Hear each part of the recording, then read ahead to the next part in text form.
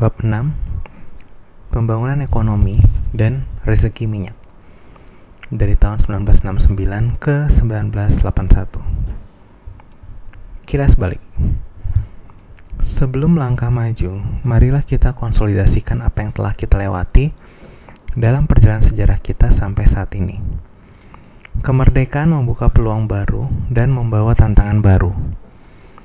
Memasuki dasawarsa 1950-an, Indonesia menghadapi berbagai tantangan besar, antara lain beban utang KMB, sarana dan prasarana produksi yang mengalami banyak kerusakan, administrasi pemerintah yang belum mapan, struktur ekonomi yang dualistis, berlanjutnya pola kekuasaan ekonomi kolonial, dan eksperimentasi dengan sistem politik yang belum teruji.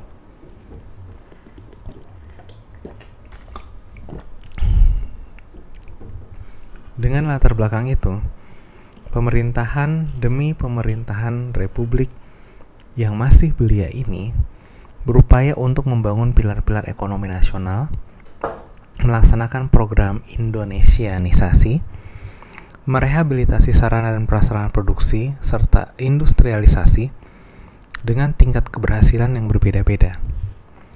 Pelaksanaan program-program itu terkendala oleh lingkungan yang diwarnai oleh 3 faktor dominan, yaitu kabinet yang jatuh bangun, ketimpangan ekonomi makro kronis, dan kemudian pemberontakan daerah. Demokrasi parlementer diganti dengan demokrasi terpimpin yang menjanjikan kehidupan politik yang lebih stabil. Politik mendominasi pentas kehidupan nasional, sementara masalah ekonomi terpinggirkan dan kondisi ekonomi terus merosot. Indonesia memasuki alam hiperinflasi dan stagnasi ekonomi. Era ini diakhiri dengan terjadinya tragedi nasional, peristiwa G30S yang meninggalkan luka mendalam pada bangsa kita. Rezim Orde Baru masuk pentas dan langsung dihadapkan pada permasalahan mendesak di bidang ekonomi, menjinakkan inflasi dan menggerakkan kembali roda ekonomi. Dalam tempo 2 tahun, stabilitas ekonomi dapat dikembalikan, dan sejarah menentukan bahwa setelah itu Indonesia memasuki masa kestabilan politik yang berlangsung lebih dari 3 dasawarsa. Bab ini menceritakan perjalanan ekonomi Indonesia selama belahan pertama masa Orde Baru, tantangan dan peluang yang dihadapi, serta kebijakan-kebijakan yang dijalankan. Kita akan fokuskan pada topik-topik berikut ini. Pertama, transisi dari stabilisasi ke pembangunan, kemudian pertumbuhan ekonomi yang cepat dan faktor-faktor penopangnya. Ketiga, perubahan struktur ekonomi dan permasalahannya. Keempat, perbaikan sejumlah indikator sosial dan kemiskinan. Dari stabilisasi ke pembangunan. Pada tahun 1969, inflasi sudah sepenuhnya dikendalikan dan ekonomi kelihatan mulai menggeliat. Maka diambillah keputusan bahwa sudah saatnya hasil-hasil yang dicapai dikonsolidasikan dan ditingkatkan dengan melaksanakan program-program jangka menengah, program-program pembangunan. Indonesia memasuki era yang belum pernah terjadi sebelumnya, suatu kurun waktu yang memberikan peluang untuk melaksanakan program-program jangka menengah dan panjang secara sistematis dan berkesinambungan selama 30 tahun. Wadahnya adalah sistem perencanaan pembangunan 5 tahun atau Repelita.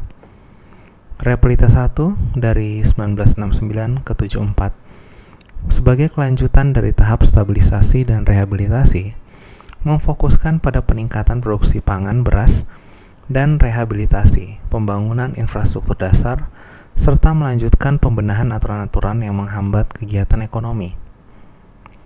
Repelita 2 adalah awal dari rangkaian rencana 5 tahunan yang sepenuhnya mempunyai nuansa pembangunan, membangun kapasitas dan sesuatu yang baru, bukan lagi terbatas pada stabilisasi dan rehabilitasi apa yang ada. Sasaran-sasarannya pun makin luas dan makin berjangka panjang, mencakup perluasan jaringan infrastruktur, pembangunan industri, pembangunan manusia, dan peningkatan kesejahteraan sosial.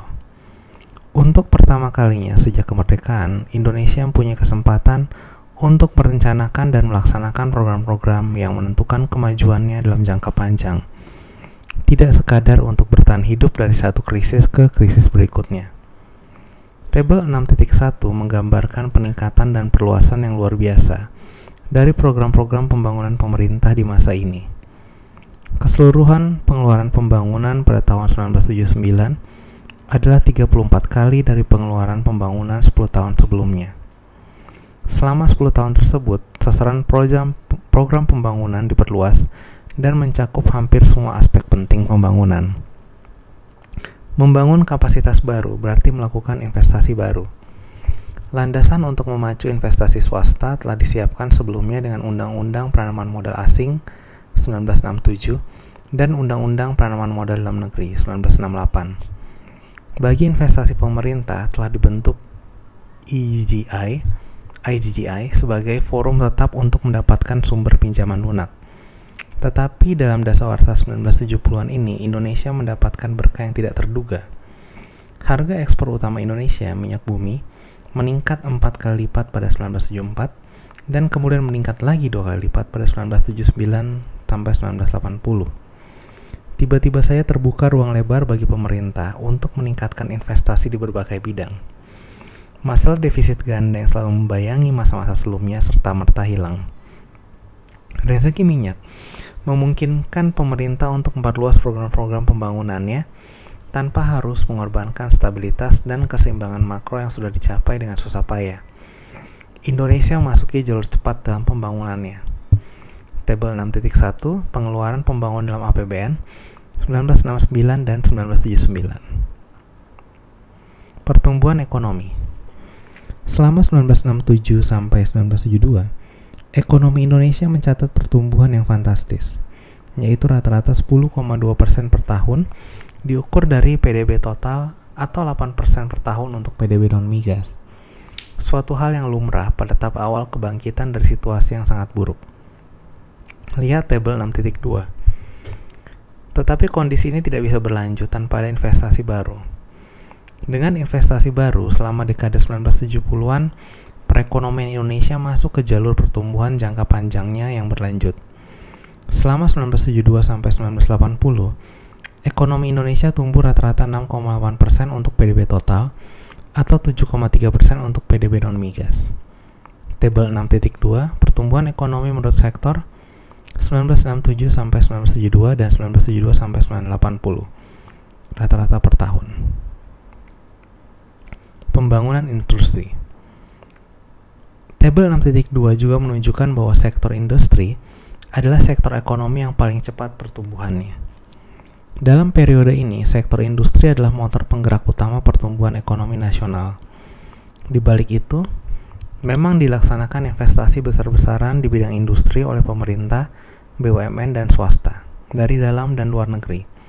Prosesnya secara garis besar sebagai berikut. Pemerintah menggunakan rezeki minyak untuk membangun berbagai infrastruktur dasar dan industri-industri baru, terutama industri-industri dasar, melalui BUMN-nya, yang juga banyak yang baru dibentuk. Sementara itu, swasta didorong masuk, terutama ke industri-industri substitusi impor melalui kebijakan proteksi pasar dalam negeri. Kombinasi dari ini semua menghasilkan pertumbuhan industri yang tinggi, di atas 10% per tahun, tabel 6.2. Pembangunan prasarana mendukung pertumbuhan ekonomi. Dalam periode ini, kapasitas infrastruktur seperti jaringan jalan, telekomunikasi, satelit palapa diluncurkan pada 1976. Irigasi, listrik, semuanya meningkat pesat. Dampak terpenting dari perbaikan infrastruktur adalah penurunan biaya produksi, biaya distribusi, dan biaya transaksi di semua sektor yang memanfaatkannya. Tapi tampaknya penerimaan manfaat langsung dari kelancaran prasarana selain sektor industri adalah sektor perdagangan dan sektor jasa, terutama jasa transportasi, seperti terlihat dalam tabel 6.2. Investasi besar-besaran juga dilakukan oleh BUMN sebagai pelaksana kebijakan pemerintah di bidang industri dengan dukungan dana langsung dari APBN. Lihat tabel 6.1, maupun kredit dari bank-bank pemerintah. Ada dua bidang industri utama yang diminati oleh BUMN. Pertama, industri-industri dasar untuk memperdalam struktur industri dalam negeri, termasuk dalamnya industri baja, Krakatau Steel, semen, pupuk, kertas, smelter, asahan, kimia dasar. Kedua, industri-industri strategis untuk mengembangkan industri-industri berteknologi tinggi dalam negeri yang diharapkan menjadi tumpuan daya saing Indonesia di masa depan, termasuk dalamnya industri kapal terbang IPTN, galangan kapal, industri pertahanan, telekomunikasi. Dua bidang industri ini adalah pilar strategi industri pada tahun 1970-an. Pilar ketiga, seperti disebutkan tadi, adalah kebijakan substitusi impor, yaitu mendorong pembangunan industri yang mempunyai pangsa pasar yang besar dalam negeri. Di sini banyak peminat dari swasta yang masuk ke bidang-bidang seperti industri tekstil, peralatan listrik, mobil, dan sebagainya. Dukungan bagi kelompok industri ini terutama dalam bentuk perlindungan dari barang-barang impor melalui pengenaan biaya masuk, pembatasan impor, ketentuan kandungan lokal, dan berbagai perizinan. Karena daya tarik pasar domestik yang besar, disertai berbagai kemudahan investasi yang diberikan, muncullah pabrik-pabrik baru untuk memenuhi berbagai kebutuhan dalam negeri tersebut. Tekstil, elektronik, kendaraan bermotor, dan sarana transportasi lain, kebutuhan industri konstruksi seperti semen, besi, beton, kayu, berbagai industri jasa, dan sebagainya. Investasi baru ini yang selain bawa modal, juga membawa teknologi baru yang bersama-sama dengan pembangunan prasarana oleh pemerintah, meningkatkan produktivitas perekonomian. So far so good, tapi strategi industrialisasi ini akan dapat berlanjut apabila dua prasyarat dipenuhi, yaitu 1.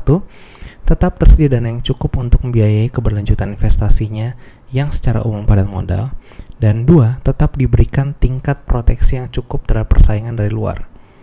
Boom minyak sepanjang ia berlanjut bisa memenuhi prasyarat pertama, sedangkan prasyarat kedua akan menuntut komitmen untuk makin meningkatkan tingkat proteksi, terutama setelah tahap mudah dari jalur substitusi impor terlewati. Strategi industrialisasi merupakan topik penting dalam wacana ekonomi pembangunan di semua negara. Di Indonesia, perdebatan mengenai hal ini juga hidup dan marak di kalangan akademisi dan pembuat kebijakan. Kotak 6.1 memberi gambaran umum mengenai perdebatan ini.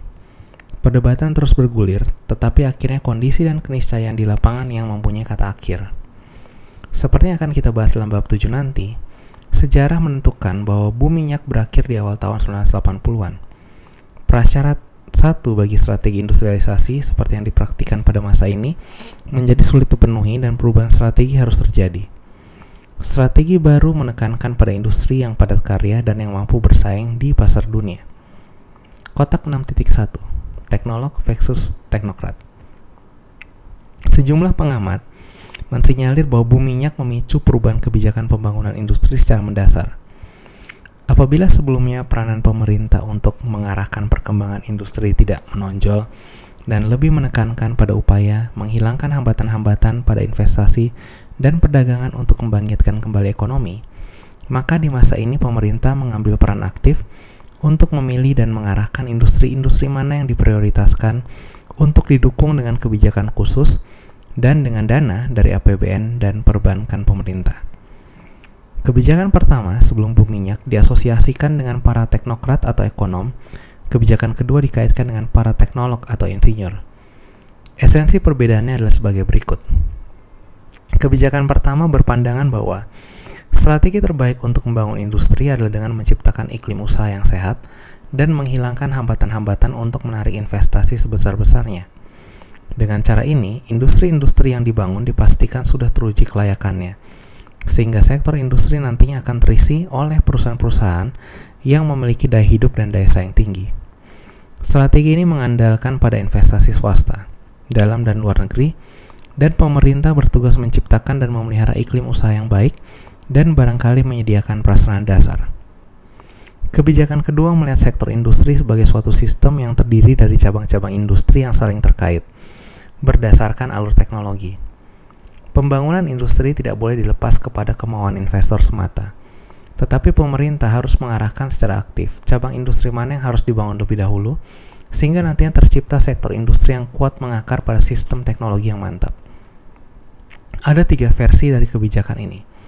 Versi pertama mengatakan bahwa pembangunan industri harus dimulai dari industri-industri dasar, misalnya baja, kimia dasar, dan dari sana dibangun industri-industri turunannya, menelusuri pohon industri.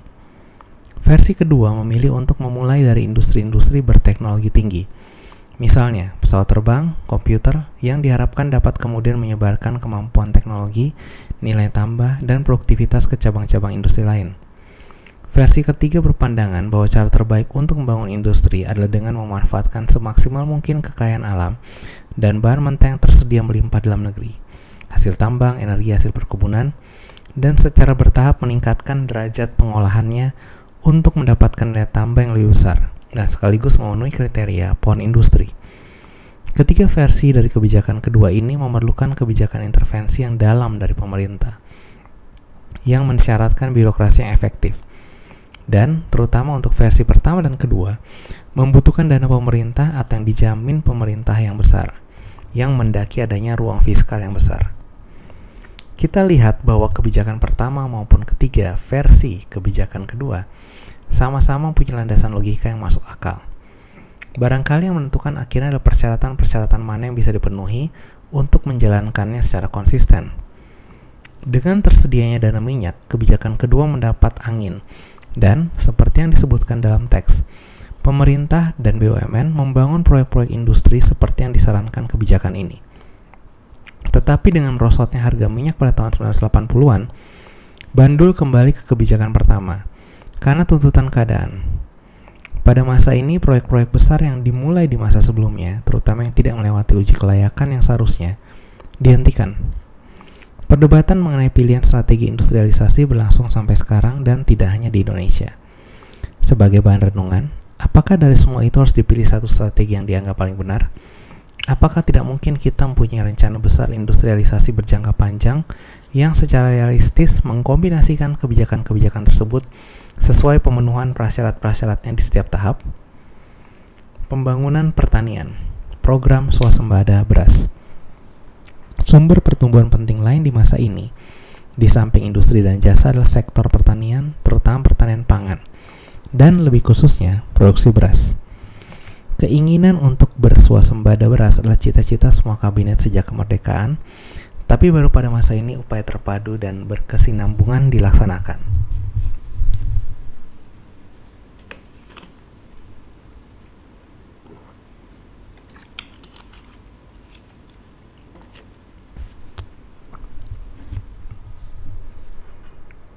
Program ini mencakup seluruh aspek sektor perberasan, mulai dari penyediaan bibit unggul, pupuk bersubsidi, penyuluhan di lapangan, pembangunan besar-besaran jaringan irigasi, penyediaan kredit bersubsidi, penerapan harga dasar padi, pembangunan penggilingan dan gudang-gudang beras. Fokusnya pada sisi supply, yaitu peningkatan produktivitas atau intensifikasi melalui penyebaran teknologi baru, bibit unggul, pupuk kepada petani, didukung dengan semua sarana dan prasarana fisik dan kelembagaan yang diperlukan. Tabel 6.3 berikut menggambarkan betapa besarnya upaya itu, seperti tercermin pada peningkatan sarana dan prasarana untuk mencapai tujuan itu. Tabel 6.3, sarana dan prasarana produksi tanaman pangan dari tahun 69 sampai 85. Di sini ada jaringan irigasi, penggilingan, kapasitas gudang beras, pasokan pupuk, kios pupuk, kelompok tani, penyuluh lapangan, bank desa, dan koperasi. Upaya all out ini tidak serta-merta membuahkan hasil. Baru setelah 15 tahun akhirnya membawa hasil. Indonesia mencapai swasembada beras pada 1985. Tabel 6.4 menunjukkan bahwa kenaikan produksi beras terutama bersumber dari kenaikan hasil per hektar yang melipat hampir 2 kalinya dalam kurun waktu tersebut. Pengamat internasional mengatakan bahwa tercapainya swasembada beras dan keberhasilan pembangunan pertanian di masa ini mencerminkan kearifan Indonesia dalam menggunakan uang rezeki minyaknya yang tidak dijumpai di negara-negara penerima rezeki minyak lainnya.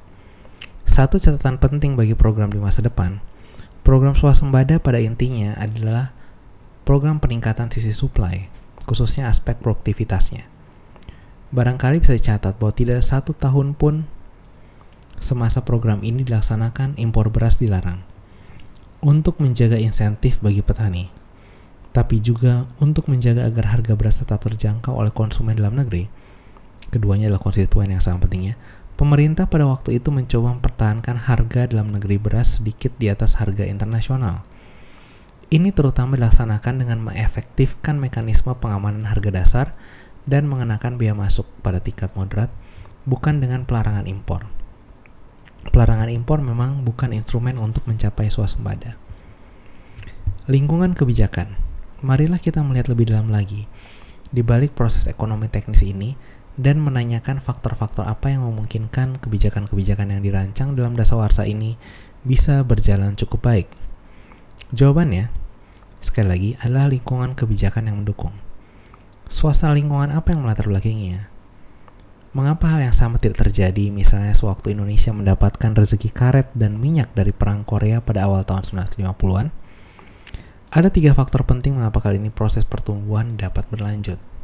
Pertama, berbeda dengan masa sebelumnya, kali ini ada kestabilan politik yang berkesinambungan dalam jangka waktu yang panjang, 3 dasawarsa. Kondisi ini memungkinkan dilaksanakannya kebijakan ekonomi yang konsisten dan berkesinambungan. Kita perlu memberi catatan kecil bahwa kestabilan politik yang dimaksud di sini tidak hanya diukur dengan apakah presidennya tidak sering berganti, atau apakah kabinetnya tidak jatuh bangun, atau apakah menterinya tidak sering diganti. Tapi lebih dari itu, yaitu suatu kondisi politik yang mampu memayungi dilaksanakannya sampai tuntas dan tanpa gangguan yang berarti kebijakan-kebijakan ekonomi yang sudah diputuskan. Suatu pemerintahan yang bertahan selama puluhan tahun tapi tidak memayungi dilaksanakannya kebijakan ekonomi yang rasional bukan kestabilan politik yang kita maksud. Paling tidak pada masa ini, secara umum kondisi politik di Indonesia memenuhi kriteria ini. Kedua, ada kelompok yang solid dan mampu. Pertama, merumuskan kebijakan-kebijakan ekonomi yang rasional.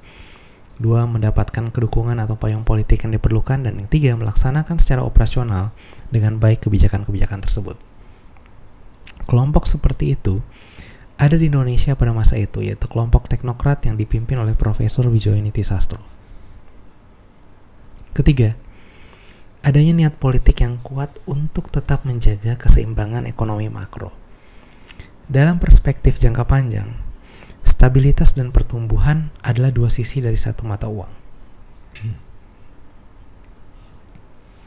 Pertumbuhan yang berkelanjutan hanya bisa dicapai apabila stabilitas dapat secara umum dijaga.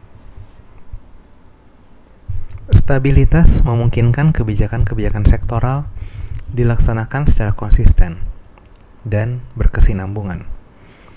Gangguan terhadap stabilitas terjadi setiap masa.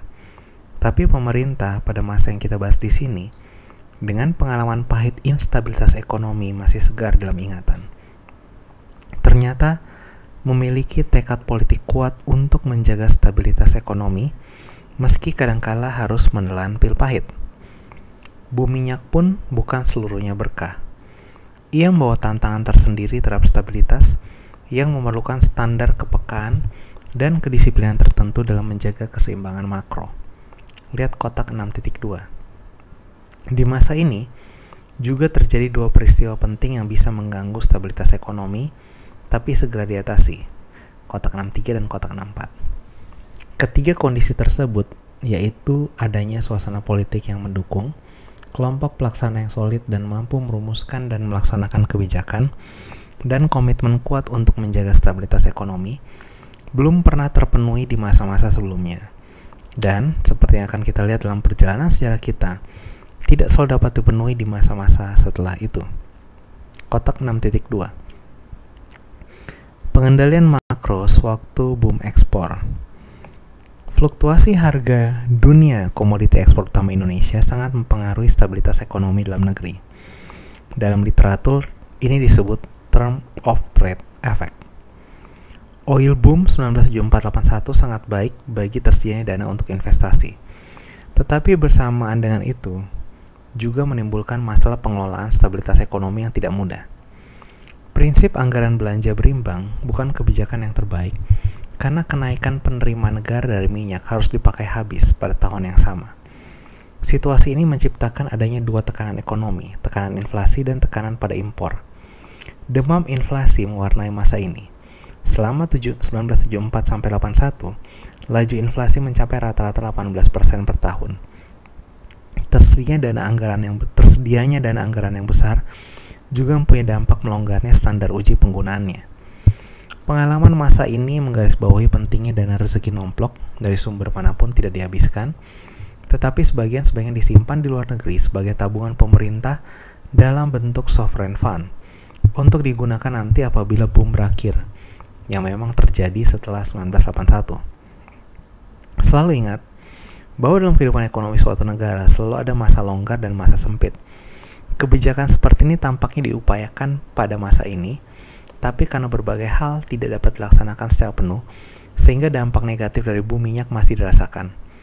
Impor meningkat terlalu cepat, standar uji kelayakan proyek pemerintah merosot, dan inflasi relatif tinggi. Krisis beras 1972-73. Salah satu faktor risiko penting dalam pengelolaan ekonomi Indonesia yang harus selalu mendapatkan perhatian serius dari pengambil kebijakan adalah faktor iklim. Irama ekonomi Indonesia masih sangat dipengaruhi oleh kinerja sektor pertaniannya, khususnya produksi tanaman pangan dan lebih khususnya produksi padi. Mengantisipasi siklus iklim sangat penting. Gejala iklim yang sangat mempengaruhi ekonomi Indonesia adalah El Nino yang mengakibatkan kekeringan panjang. Bukan hanya di negeri ini, melainkan juga di negara-negara lain di kawasan Asia Tenggara dan Australia.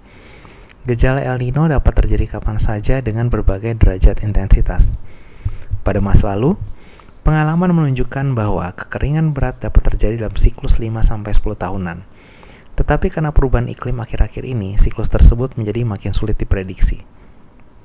Pada musim tanam 1972-73, El Nino berat terjadi dan konsekuensi panen tanaman pangan, khususnya beras, di kawasan ini merosot.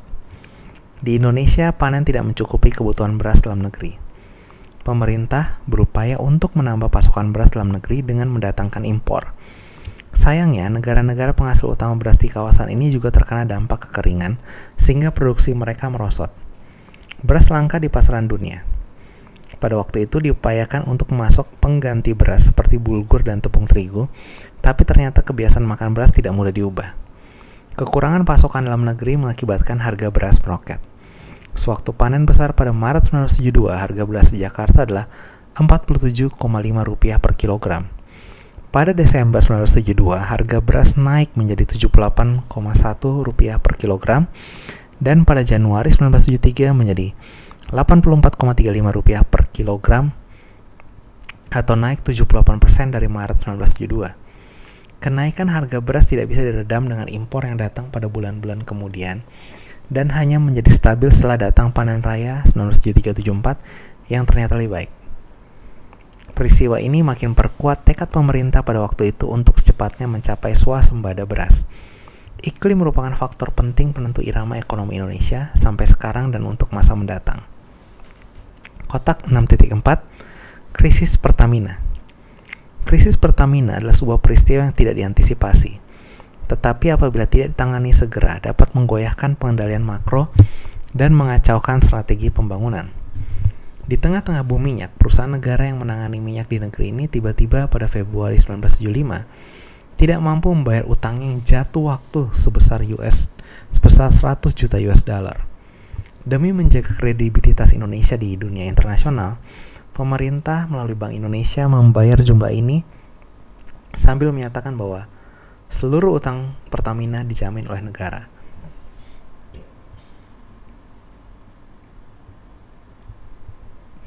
Awalnya tidak jelas berapa sebenarnya utang BUMN ini karena ia tidak pernah melaporkan kepada pemerintah. Setelah diinventarisasi, ternyata utang pemerintah pada 1975 jumlahnya sangat besar, yaitu tidak kurang dari 10,5 miliar US dollar. Menteri Pertambangan Muhammad Sadli mengatakan bahwa jumlah ini lebih besar daripada seluruh APBN 1976-77 dan juga lebih besar daripada seluruh utang Republik pada waktu itu. Utang tersebut sebagian besar adalah utang jangka pendek. Pertamina dapat bertahan dengan cara membayar utang yang jatuh waktu dengan mengambil utang jangka pendek baru. Praktik seperti ini dianggap aman oleh manajemen barangkali karena pada waktu itu seluruh devisa minyak pemerintah secara administratif melewati BUMN ini. Tapi pada pertengahan 1974, kondisi pasar keuangan internasional mengetat. Pertamina kesulitan mendapatkan utang baru dan pemerintah harus menyelamatkan. Masalah utamanya adalah Ambisi pertama yang terlalu besar untuk mengerjakan proyek-proyek yang mereka anggap bermanfaat tanpa perhitungan matang. Bukan hanya bidang migas hulu dan hilir, pabrik petrokimia, armada tanker, dan industri jasa pendukung migas yang ditangani. Tapi ia melaksanakan proyek-proyek yang jauh di luar bisnis intinya, seperti pabrik baja Krakatau Steel, industrial estate dan turisme di Batam, rice estate di Sumatera Selatan, asuransi, armada penerbangan, hotel, dan lain-lain. Dan banyak dari proyek ini tidak melewati uji studi kelayakan yang memadai. Untuk menyelesaikan masalah ini, pemerintah selanjutnya menghentikan proyek-proyek yang bisa di-stop dan melakukan negosiasi kembali dengan para kreditur. Upaya ini berhasil menurunkan utang Pertamina menjadi 6,2 miliar US dollar, suatu jumlah yang masih sangat besar dan akan tetap menjadi beban pada anggaran negara beberapa tahun setelah itu. Antara 1976 dan 1979 diperkirakan antara 25-40% pembayaran utang luar negeri pemerintah adalah untuk membayar utang Pertamina ini. Pelajaran yang penting adalah bagaimana pemerintah merespon peristiwa itu. Presiden Soeharto dengan cepat menginstruksikan agar Pertamina dirombak total sesuai dengan usulan dari para teknokrat. Pit Harjono menggantikan Ibnu Sutowo sebagai direktur utama yang kemudian melakukan pembenahan besar-besaran dalam tubuh Pertamina. Semua proyek dan proses utang piutang diawasi oleh negara dan untuk beberapa waktu kemudian krisis serupa dapat dihindari.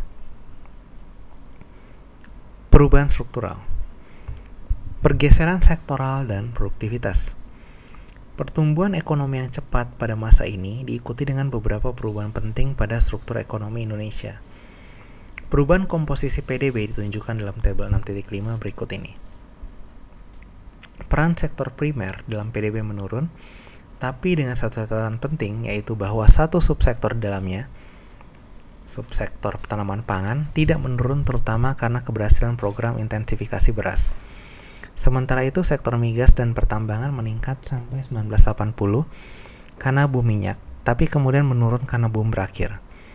Peran industri sangat penting. Industri migas atau pengolahan minyak dari 0,6% pada 1975 menjadi 5% pada 1985, dan pada periode yang sama industri non-migas dari 11% menjadi 13%. Kenaikan peran menonjol juga dialami oleh sektor konstruksi dan sektor jasa.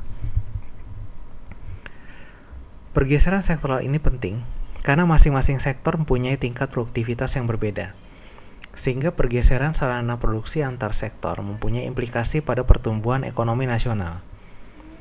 Pergeseran sarana produksi dari sektor yang rendah produktivitasnya ke sektor yang lebih tinggi produktivitasnya mempunyai dampak positif pada tingkat mikro maupun makro. Secara mikro, proses itu akan meningkatkan penghasilan sarana produksi tersebut. Misalnya, upah untuk tenaga kerja, dan secara makro akan meningkatkan pertumbuhan ekonomi nasional. Tabel 6.6 berikut menggambarkan perkembangan tingkat produktivitas tenaga kerja di beberapa sektor.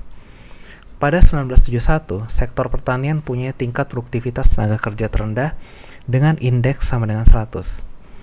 Pada tahun tersebut, produktivitas sektor industri mencapai hampir 4 kalinya, perdagangan 2 kalinya, dan transportasi lebih dari 3 kalinya. Antara 1971 dan 1980, produktivitas sektor pertanian meningkat 34%, setara dengan peningkatan produktivitas sektor industri yang mencerminkan keberhasilan program intensifikasi beras dalam meningkatkan produktivitas. Dalam dekade yang sama, sektor perdagangan mencatat kenaikan produktivitas tertinggi, plus 73%, diikuti transportasi plus 59%. Secara umum, tingkat produktivitas semua sektor meningkat. Kenaikan produktivitas adalah salah satu penyebab penting pertumbuhan ekonomi nasional pada masa ini. Tabel 6.6, indeks tingkat produktivitas tenaga kerja di berbagai sektor ekonomi 1971 dan 1980. Kotak 65. Dari mana datangnya pertumbuhan? Dengan menggunakan teknik akuntansi pertumbuhan atau growth accounting, pertumbuhan ekonomi dalam satu periode dapat diperinci menurut sumber penyebabnya. Apakah karena jumlah mereka yang bekerja bertambah? Apakah karena kapital per pekerja meningkat? Atau apakah karena penerapan teknologi baru? T. R.M. Sundrum telah menerapkan teknik ini bagi pertumbuhan ekonomi Indonesia 1960-81 dan hasilnya adalah sebagai berikut. Sumber pertumbuhan 1965, 1967 197381. Kalau kita lihat di sini, sumber pertumbuhan terdapat dari pertambahan L, kenaikan K per L, tapi teknologi baru hanya meningkat di 6773. Dan pertumbuhan totalnya memang naik di 6773 tapi sedikit turun di 7381. Pada periode 60-65, pertumbuhan ekonomi rendah, hanya 1,96% per tahun, dengan sumber utama pertambahan jumlah orang yang bekerja, L. Pada periode 6773, pertumbuhan ekonomi sangat meningkat dengan sumber utama teknologi baru, T. Sedangkan pada periode 7381, pertumbuhan ekonomi masih sangat tinggi, tapi sumber utama adalah pertambahan jumlah pekerja dan makin besarnya modal atau kapital yang dipakai per pekerja. Gejala penyakit Belanda. Boom ekspor bisa mempengaruhi struktur ekonomi suatu negara melalui apa yang secara populer disebut gejala penyakit Belanda. Secara sederhana, dampak penyakit ini adalah sebagai berikut. Apabila harga barang-barang ekspor utama suatu negara meningkat secara signifikan dan berlangsung cukup lama, suplai devisa dalam negeri melimpah dan ini akan mengakibatkan mata uang negara itu menguat, apresiasi kurs. Karena kurs terapresiasi, barang-barang ekspor lainnya di luar komoditi ekspor utama menjadi mahal dilihat dari segi pengimpornya di luar negeri, dan akibatnya, ekspor barang-barang ini dengan demikian produksinya dalam negeri merosot, dengan konsekuensi lanjutan berupa PHK dan perusahaan tutup. Apresiasi kurs juga mempunyai dampak negatif terhadap industri substitusi impor, karena sekarang harga barang-barang serupa dari impor menjadi murah, dilihat dari kacamata pembeli dalam negeri. Produksi dalam negeri tidak dapat bersaing dengan barang-barang impor, dan konsekuensinya sama dengan produsen barang-barang ekspor non-utama tadi, yaitu produksi dalam negeri menurun.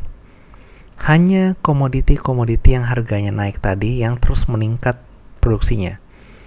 Selama kenaikan harga yang lebih dari mengkompensasi dampak negatif dari apresiasi mata uang dalam negeri. Boom ekspor memberi berkah pada produsen barang-barang tersebut, tapi menimbulkan musibah bagi produsen barang-barang lain. Perbedaan rezeki antara ekspor ini apabila berlangsung lama menimbulkan masalah penyesuaian dalam negeri yang pelik, yaitu bagaimana mengatasi masalah PHK di sektor yang menyurut dan mengisi kekurangan tenaga kerja di sektor-sektor yang berkembang. Masalahnya, tenaga kerja yang di PHK sering tidak sesuai untuk lowongan-lowongan yang terbuka di sektor-sektor lain. Masalah penyesuaian seperti ini juga akan dihadapi apabila tiba-tiba situasi berbalik. Waktu harga komoditi ekspor utama anjlok. Apakah penyakit Belanda terjadi di Indonesia pada masa boom minyak pada dasawarsa 1970-an ini? Mengamati pergeseran dalam komposisi PDB dan ekspor, gejala itu memang terjadi. Tapi sejumlah pengamat mengatakan bahwa Indonesia berhasil menghindari dampak ekstrim penyakit ini karena memanfaatkan dana minyak dengan cukup bijak, yaitu untuk membangun sektor pertanian, khususnya untuk mencapai swasembada beras, dan infrastruktur dasar, serta untuk melaksanakan secara massal program-program kesejahteraan sosial seperti pendidikan, kesehatan, keluarga berencana, kemiskinan. Tapi tidak seluruh dampaknya dapat dihindari.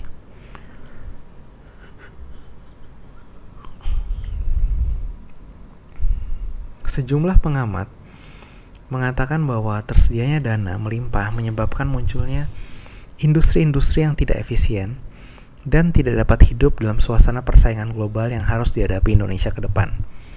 Dengan kata lain, dalam arti yang lebih longgar, Indonesia memang mengalami dampak negatif penyakit Belanda. Penerimaan migas yang melimpah melengahkan kita untuk mengembangkan sektor penerimaan non-migas, pajak. Ketimpangan sumber penerimaan negara ini menimbulkan masalah fiskal yang merepotkan ketika harga minyak terus merosot pada dekade 1980-an. Situasi itu juga melengahkan kita untuk mendorong ekspor non-migas, dan ketimpangan ekspor ini kemudian menimbulkan masalah penyesuaian raca pembayaran yang tidak kalah rumit sewaktu harga minyak berbalik arah. Dengan dana minyak yang berlimpah, pemerintah melalui APBN-nya menjadi motor penggerak utama ekonomi. Ini telah melengahkan kita untuk membangun iklim yang mendorong investasi swasta di bidang-bidang yang mampu bersaing tanpa mengandalkan dukungan pemerintah dalam bentuk dana maupun proteksi. Dana melimpah juga cenderung melemahkan disiplin pengujian kelayakan proyek di departemen-departemen pemerintah maupun di BUMN-BUMN. Krisis Pertamina 1975 yang terjadi tidak bisa dilepaskan dari suasana disiplin yang melonggar di masa boom minyak ini.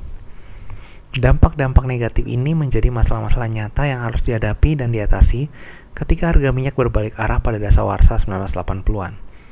Kita akan bahasnya dalam bab 7. Kemiskinan dan kependudukan. Seperti disinggung pada awal bab ini, sejak Repelita II dimulai 1974, sasaran program yang dicakup dalamnya semakin luas dan menempatkan pembangunan manusia dan kesejahteraan sosial pada prioritas tinggi, seperti yang seharusnya. Tabel 6.1 di permulaan bab ini menunjukkan peningkatan yang sangat besar dalam alokasi anggaran pembangunan untuk pendidikan, kesehatan, transmigrasi, dan pembangunan daerah.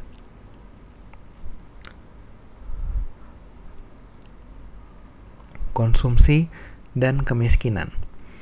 Satu pertanyaan mendasar adalah, apakah pertumbuhan ekonomi yang tinggi di masa ini membawa berkah kepada penduduk Indonesia? Tabel 6.7 menyajikan data makro, statistik PDB, dan data mikro, survei rumah tangga Susenas, mengenai pengeluaran konsumsi penduduk perkotaan dan pedesaan pada dekade 1970-an. Konsumsi penduduk perkotaan meningkat secara konsisten selama masa itu, tetapi penduduk pedesaan tampaknya baru mengenyam berkah dalam belah kedua dekade tersebut. Pada waktu itu, program-program yang berorientasi pada pedesaan, BIMAS, Inpres Desa, infrastruktur pedesaan, pendidikan dan kesehatan, mulai menunjukkan dampaknya, dan pertumbuhan konsumsi di pedesaan menjadi setara dengan perkotaan. Pertanyaan selanjutnya, apakah rezeki minyak juga memberi berkah kepada penduduk miskin di negeri ini? Ada beberapa angka kemiskinan yang berbeda dari sumber yang berbeda, tetapi semuanya mengarah pada kesimpulan yang sama, yaitu bahwa selama dekade 1970-an, persentase orang miskin menurun secara berarti. Tabel 6.8 diambil dari salah satu sumber tersebut, dan menunjukkan bahwa berkah minyak sampai juga kepada penduduk miskin di negeri ini. Tabel 6.8, persentase penduduk di bawah garis kemiskinan. Program keluarga berencana. Salah satu program pembangunan yang menonjol yang dimulai pada masa ini adalah program keluarga berencana. Dengan dibentuknya Badan Koordinasi Keluarga Berencana Nasional atau BKKBN pada 1970, program ini menjadi bagian integral dari strategi pembangunan nasional. Tujuannya adalah untuk mengendalikan laju pertambahan penduduk yang masih sangat tinggi, agar peningkatan taraf dan kualitas hidup bagi penduduk dapat dicapai lebih cepat. Fokusnya adalah pada penurunan tingkat fertilitas penduduk, yaitu berapa jumlah anak yang dilahirkan oleh seorang ibu selama masa hidupnya. Laju pertambahan penduduk adalah perbedaan antara angka kelahiran dan angka kematian atau mortalitas. Angka kelahiran ditentukan oleh tingkat fertilitas. Jadi apabila angka fertilitas turun, laju pertumbuhan penduduk juga diharapkan akan turun. Caranya? Dengan menyebarkan penggunaan alat kontrasepsi seluas mungkin, agar para ibu dapat mengatur kelahiran anaknya. Hasil sensus penduduk menunjukkan bahwa tingkat fertilitas Indonesia terus menurun tajam paling tidak sampai awal 1990-an.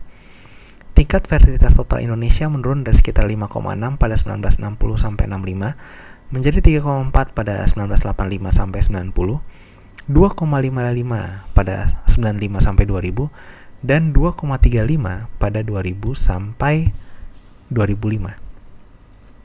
Suatu prestasi yang secara internasional termasuk paling berhasil, setara dengan yang dicapai di India, China, dan Thailand untuk kurun waktu yang kurang lebih sama. Namun setelah itu, terutama setelah krisis keuangan 97, tren itu berhenti karena program keluarga berencana tergeser oleh program-program penanganan krisis yang dianggap lebih mendesak, dan setelah tanggung jawab program keluarga berencana diserahkan pada daerah pada 2004. Sejak itu BKKBN dan program keluarga berencana kehilangan greget. Satu lagi contoh program masa lalu yang baik tapi menjadi tidak terurus. Urbanisasi.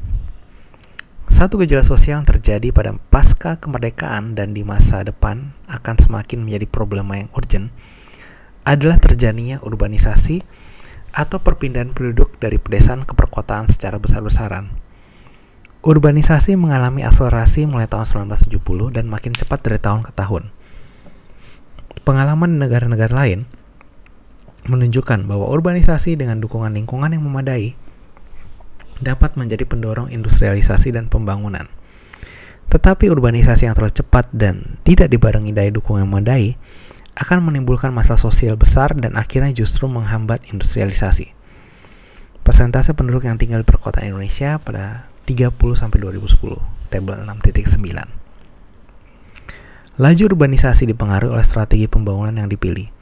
Dan karenanya, cara mengatasi masalah ini haruslah dengan memilih strategi pembangunan yang tepat dari awal, terutama bagi daerah-daerah yang belum terlanjur semrawut dan kumuh. Sementara, bagi kota-kota yang sudah terlanjur bermasalah harus dilakukan langkah-langkah darurat yang tegas. Pengalaman di berbagai negara dan di negara kita sendiri menunjukkan bahwa menata kota yang sudah terlanjur semrawut bukanlah hal yang mudah. Masalah urbanisasi akan bersama kita untuk beberapa dasawarsa mendatang dan akan makin berat apabila tidak ditangani secara terencana, konsisten, dan berkelanjutan, mulai dari sekarang. Kita tidak boleh membiarkan negara kita menjadi sekadar koleksi dari kota-kota yang kumuh. Ini adalah salah satu contoh di mana perencanaan tegas harus mampu menundukkan mekanisme pasar. Rangkuman, setelah stabilitas ekonomi mulai kembali dan roda ekonomi bergerak lagi, fokus bergeser ke masalah-masalah ekonomi dan pembangunan jangka yang lebih panjang. Indonesia memasuki periode panjang melaksanakan pembangunan, sesuatu yang belum pernah terjadi pada masa sebelumnya. Repelita 1 tahun 69-74 mengkonsolidasikan apa yang dicapai sebelumnya dan memulai beberapa inisiatif baru. Tapi perluasan program pembangunan mulai terjadi sejak Repelita 2. Dekade 1970-an memungkinkan pemerintah menjadi penjuru utama pembangunan bukan hanya melalui kebijakan-kebijakannya, melainkan juga melalui dana anggaran yang terus meningkat karena berkah rezeki minyak. Sinergi politik dan ekonomi memungkinkan dilaksanakannya program-program pembangunan dengan perspektif jangka panjang. Tantangan-tantangan stabilitas makro tetap saja menghadang perjalanan Indonesia pada masa ini, tetapi teratasi karena ada niat politik yang kuat untuk menjaga keseimbangan makro, kadangkala dengan meminum pil pahit. Pertumbuhan ekonomi tinggi dapat dicapai dengan industri dan pertanian pangan sebagai motor penggeraknya. Tapi juga bidang kesejahteraan rakyat menunjukkan perlu dimasankan. Bab 7 berikutnya membahas bagaimana strategi pembangunan harus disesuaikan karena harga minyak berbalik arah.